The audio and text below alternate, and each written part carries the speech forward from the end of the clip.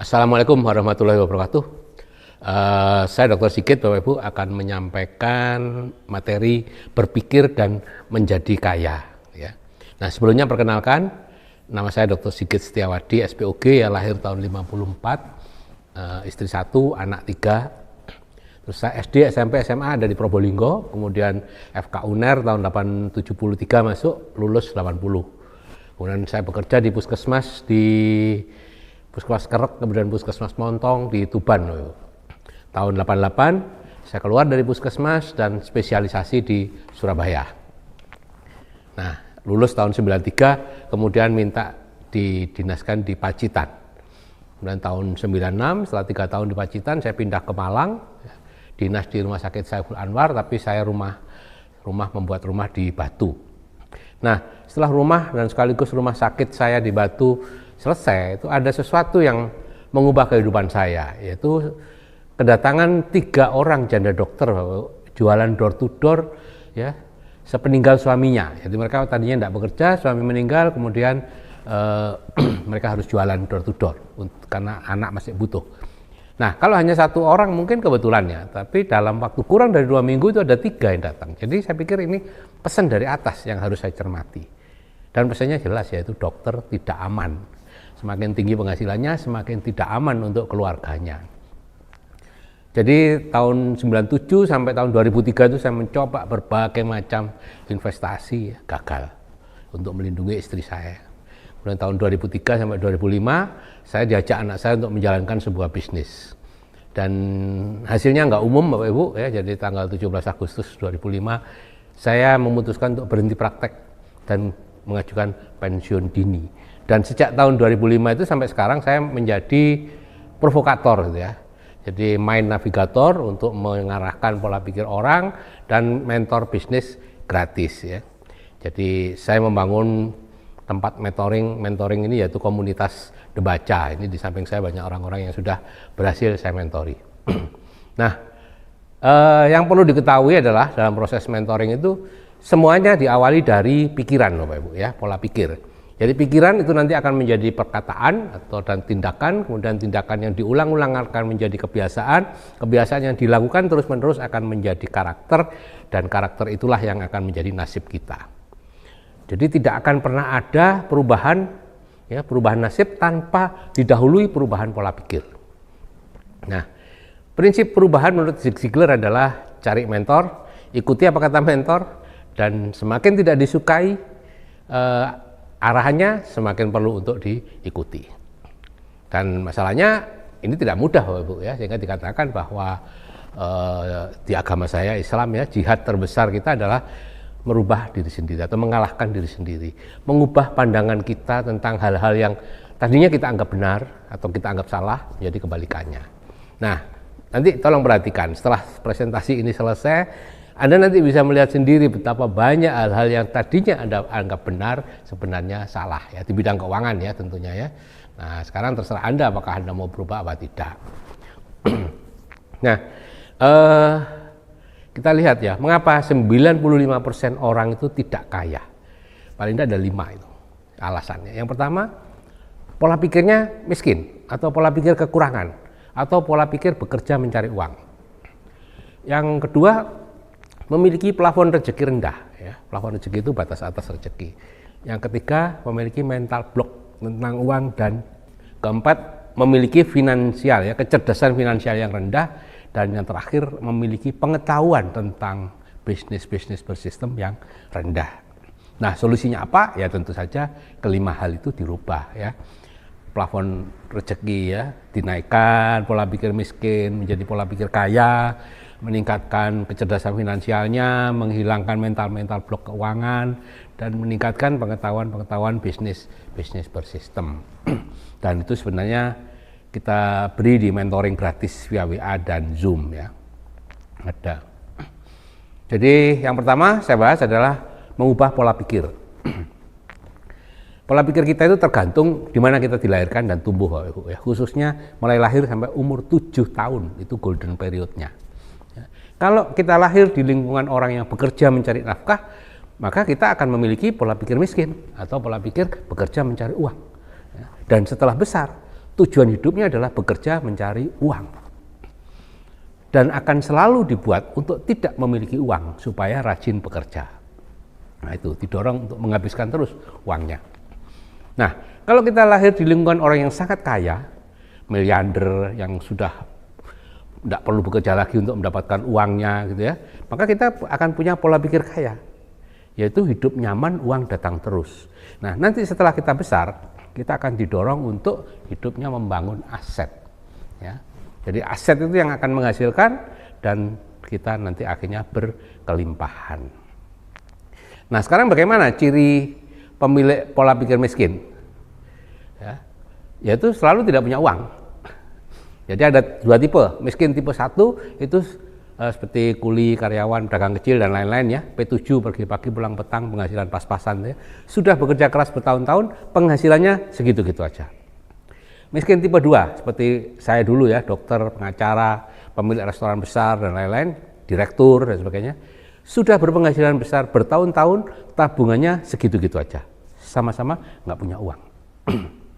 Nah, kalau pemilik pola pikir kaya, ciri-cirinya adalah awalnya dia menunda kenyamanan, menyederhanakan hidup. Hidup jauh di bawah kemampuan keuangannya. Setelah asetnya terbangun dan menghasilkan uang banyak, kemudian dia hidup nyaman untuk selamanya. Ya.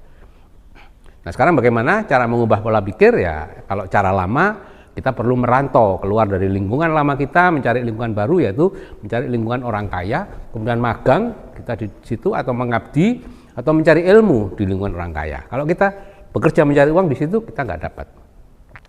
Cara yang baru adalah mendengarkan ATBS, audio terapi bawah sadar yang kita siapkan di bimbingan, kemudian mencari mentor dan bergaul di lingkungan komunitas Debaca. Nah, yang kedua adalah plafon rezeki ya, itu perlu ditingkatkan. Plafon rezeki itu adalah batas atas rezeki kita, Bapak Ibu, namanya plafon ya. Dan tinggi plafon rezeki kita adalah rata-rata penghasilan 6 sampai 10 orang yang paling mempengaruhi kita. Ya, kita mungkin tidak tahu penghasilan mereka, tapi secara bawah sadar kita komunikasi dan saling mencocokkan penghasilan.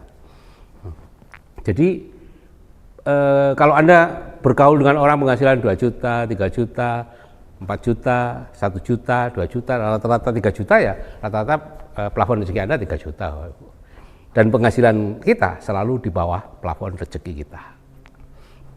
Kalau kemudian karena satu dan lain meningkat di atas plafon rezeki, akan diturunkan lagi oleh bawah sadar kita. Entah dimunculkan pesaing, ya, kalau karyawannya dipecat, dibuat bangkrut dan lain-lain. Itu. Nah, cara meningkatkan plafon rezeki sama dengan cara meningkatkan pola pikir, yaitu mencari tempat pergaulan baru. Jadi kalau cara lama ya merantau, mencari orang kaya, kemudian mengabdi, magang, ya, cari ilmu di situ dan lain-lain. Cara baru ya mendengarkan audio terapi bawah sadar 21 kali dan mencari mentor dan bergaul di komunitas Debaca ya. Nah, yang ketiga adalah tentang mental block keuangan dan mental block kaya ya. Di dalam pikiran kita ini ada mental block, yaitu kepercayaan yang salah tentang uang dan kaya ya, yang kita peroleh dari ketika 0 sampai 7 tahun gitu ya. Misalnya uang tidak dibawa mati ya, uang itu memecah persaudaraan, uang itu sumber segala masalah, itu kepercayaan-kepercayaan yang masuk ke kita. Atau orang kaya itu pelit, orang kaya itu suka memanfaatkan orang lain, orang kaya itu jahat, ya itu sesuatu yang dimasukkan oleh lingkungan kita. Dan menjadi mental block yang tidak memungkinkan kita untuk jadi kaya. Ya. Karena apa? Kita akan didorong terus untuk tidak memiliki uang. Karena uang itu negatif, kaya itu negatif. Ya, sehingga memilih uang berapapun, dapat uang berapapun, didorong untuk menghabiskan. Mulai beli motor baru, beli mobil baru, memperbaiki lantai, dorongan yang tidak akan muncul kalau kita tidak punya uang. Baru muncul kalau kita punya uang. Nah, ada dua cara untuk menghilangkan mental block. Yang pertama adalah mengubah kalimat negatif menjadi positif. Misalnya, uang adalah sumber segala masalah, diganti dengan tidak punya uang adalah sumber segala masalah. Atau uang tidak dibawa mati, diganti dengan ya uang itu dibawa mati dalam bentuk amal jariah. Atau uang kadang-kadang bisa menghindarkan kita dari kematian, ya, karena berobat dan lain-lain. Terus cara berikutnya untuk menghilangkan adalah dengan save. Spiritual Emotional Freedom Technique, ya. Itu nanti akan diajarkan juga di bimbingan, ya. Jadi mengetuk-ngetuk berbagai 18 titik. Masalah yang keempat yang membuat kita tidak bisa kaya adalah kecerdasan finansial kita yang rendah. Ya. Jadi harus ditingkatkan, ya. Untuk kecerdasan finansial itu kita harus mengerti 6 hal, ya. Secara singkat akan saya sebut karena ini nanti akan ada di dalam bimbingan, ya. Bimbingan gratis itu bernama BMR, ya, bimbingan menarik rezeki, ya. Jadi silakan hubungi orang yang mengirimkan video ini, ya, untuk bisa ikut BMR secara gratis. Jadi ada 6 hal yang untuk dipahami. Yang pertama, membedakan aset dan beban. Banyak orang tidak bisa membedakan aset dan beban. Rumah dianggap aset sehingga rumah diperbesar, diperindah, diperluas, padahal bukan, gitu, ya. Salah dari situ aja sudah salah menggunakan uangnya. Kedua, kita harus tahu cash flow arus uang kita dari mana ke mana. Kita mengira kalau penghasilan kita besar berarti kita orang kaya. Enggak lah. Kita baru kaya kalau cash flow kita adalah cash flow-nya orang kaya. Ada 3 macam cash flow orang miskin, cash flow kelas menengah, dan cash flow orang kaya, ya, nanti akan diajarkan. Kemudian yang ketiga adalah cara menggunakan uang. Apakah kita peminjam, ataukah kita penabung, atau kita investor, ya, itu beda-beda nasibnya. Dan cara mendapatkan uang juga gitu, ada 4 itu, cash flow kuadran, ya, nanti ada 4, sebagai employee, sebagai self-employed, ya, employee itu pegawai, ya, karyawan. Self-employed itu mandiri lah, bekerja mandiri, ya, sebagai pemilik toko, pemilik restoran, kemudian seperti saya, dokter, notaris, dan lain-lain itu. Kemudian ada kuadran B, business owner, pemilik bisnis bersistem, bisnis yang bisa ditinggal, ya. Dan investor, itu 4 cara itu, ya. Dan yang kelima, membedakan penghasilan aktif dan pasif. Penghasilan aktif itu adalah penghasilan dengan tenaga kita, dan itu tidak bisa membuat orang jadi kaya, Bapak Ibu. Yang bisa membuat orang jadi kaya adalah penghasilan pasif. Karena apa? Karena definisi kaya yang ke-6 terakhir, dan miskin adalah orang kaya adalah orang yang penghasilan pasifnya lebih besar dari biaya hidupnya. Itu orang kaya. Orang miskin adalah seseorang yang harus bekerja keras untuk mempertahankan tingkat kehidupannya yang semakin lama akan semakin tinggi, gitu, ya. Itu. Jadi kalau Anda memahami 6 hal itu, Anda cerdas finansial, ya. Ya, yang terakhir adalah pemahaman yang rendah tentang bisnis-bisnis bersistem. Sehingga akhirnya apa? Sering tertipu, ya. Bisnis-bisnis ini katanya itu, ya, investasi bodong, itu tertipu, ya. Dan justru sering menolak bisnis yang bagus, gitu, ya. Bisnis yang bagus ditolak, yang tidak bagus karena menghasilkan besar diterima, gitu, ya. Nah, salah memilih bisnis, Bapak Ibu, ya. Dikira kalau bisnis itu penghasilannya besar, hasilnya cepat, aman, itu bagus, padahal itu pasti tipu-tipu. 3 kata yang tidak bisa digandeng di keuangan itu adalah besar, cepat, aman. Nah, sekarang bagaimana kalau Anda sudah katakanlah mengikuti BMR, ya, kemudian pola pikir mulai terbentuk meskipun masih lemah lah, ya, maka ya kembali pada bagaimana mengubah pola pikir menjadi nasib, yaitu pikiran itu menjadi perkataan atau tindakan yang diulang-ulang menjadi kebiasaan yang terus-menerus dilakukan menjadi karakter, dan karakter itu yang menjadi nasib kita. Jadi setelah pola pikir kita mulai terbentuk, ikut BMR, mendengarkan ATBS, bergaul dengan orang yang kaya, ya, yang semua di sini itu, maka kita perlu untuk memperkuat pola pikir yang masih bayi itu, ya, sehingga akhirnya nanti menjadi pola pikir yang kuat dan dominan. Nah, untuk itu tentunya kita perlu cari mentor, kemudian mencari lingkungan untuk melatih tindakan kita, melatih kebiasaan kita, dan melatih karakter kita yang sesuai dengan pola pikir kaya yang baru terbentuk, ya. Dan itu tidak mudah, Bapak Ibu, ya. Dan akhirnya ya nasib kita akan berubah sesuai dengan pola pikir kita. Oke, Bapak Ibu, sebagai penutup, ya, atau kesimpulan lah, ya. Yang pertama, setiap orang di dunia ini berhak untuk menjadi kaya, berhak untuk bahagia, berhak untuk bebas merdeka. Kalau sekarang ini Anda tidak kaya, itu karena kita lahir dan besar di lingkungan tidak kaya. Jadi kalau ingin kaya, ya carilah mentor dan lingkungan yang tepat. Dahulu harus merantau, kalau sekarang tidak perlu, gitu, ya. Dan Robert T. Kiyosaki mengatakan, kalau Anda sudah mendapatkan lingkungan yang tepat, apapun yang terjadi, bertahanlah di lingkungan itu sedikitnya 5 tahun, Ibu. gitu ya. Jangan sampai 2 tahun sudah rontok dan lain-lain. Oke, saya kira itu Bapak Ibu yang bisa saya sampaikan.